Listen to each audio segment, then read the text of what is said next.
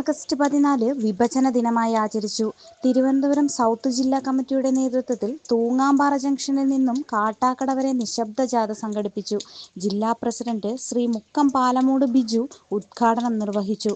സംസ്ഥാന സമിതി അംഗം NK ശശി, ജില്ലാ general secretary Biju B Nair, MS Shibu, Kattakada മണ്ഡലം പ്രസിഡന്റ് വിളപ്പിൽ ദീപക്, മുളയറ രതീഷ്, കിള്ളി സന്തോഷ്, ഹരി എന്നിവർ സംസാരിച്ചു. ഭാരതം സ്വാതന്ത്ര്യം ലഭിച്ച് 79 വർഷം പിന്നിടാൻ പോവുകയാണ്.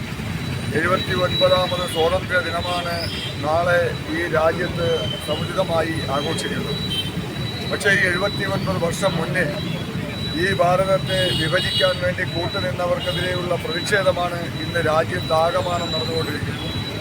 ഈ രാജ്യം നൂറ്റാണ്ടുകളോളം അടക്കി വാണിരുന്ന ബ്രിട്ടീഷ് ഇന്ത്യയിൽ നിന്ന് ഭാരതത്തെ മോചിപ്പിക്കാൻ മഹാത്മാഗാന്ധിജിയുടെ നേതൃത്വത്തിൽ നടന്നിട്ടുള്ള ഐതിഹാസികമായ സമരങ്ങൾ, ആ സമരങ്ങളിൽ ഭാരതത്തെ സ്നേഹിക്കുന്ന ഭാരതത്തിലെ മുഴുവൻ ജനതയും അണിനിരത്തിക്കൊണ്ടാണ് ആ സമരങ്ങൾ നടന്നത്.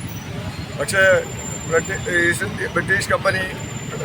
ഇന്ത്യ ഈ ഭാരതത്തിന് സ്വാതന്ത്ര്യം കൊടുക്കാൻ തീരുമാനിക്കുകയും ഈ രാജ്യത്തെ ജനങ്ങളുടെയും അതുപോലെ മഹാത്മാഗാന്ധിയുടെയും ത്യാഗോജ്ജലമായ ആ സമരങ്ങൾക്ക് മുന്നിൽ ബ്രിട്ടീഷ് ഇന്ത്യ കീഴ്പ്പെട്ടുകൊണ്ട് അന്നത്തെ മൗണ്ട് ബാറ്റൻ അദ്ദേഹത്തിൻ്റെ നേതൃത്വത്തിലുള്ള ബ്രിട്ടീഷ് നേതൃത്വം ഭാരതത്തിന് സ്വാതന്ത്ര്യം കൊടുക്കാൻ തീരുമാനിച്ചു. പക്ഷേ 1947 ഓഗസ്റ്റ് മാസം 14-ാം തീയതി അർദ്ധരാത്രി ഈ ഭാരതത്തെ വളരെയധികം ഞെട്ടിക്കുന്ന ഒരു ദുഃഖവാർത്തയാണ് നമുക്ക് ഈ രാജ്യത്തെ ജനങ്ങളെ സംബന്ധിച്ചോളം കേൾക്കുവാൻ സാധിച്ചത്.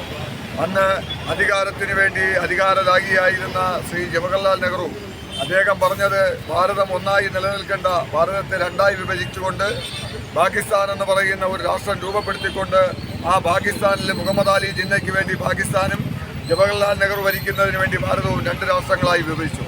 പക്ഷേ ആ വിഭജനത്തോടുകൂടി ഈ രാജ്യത്ത് നിന്ന് ആയിരക്കണക്കിന് ജനങ്ങൾ, ലക്ഷക്കണക്കിന് ജനങ്ങളുടെ ജീവനാണ് നഷ്ടപ്പെട്ടിട്ടുള്ളത്.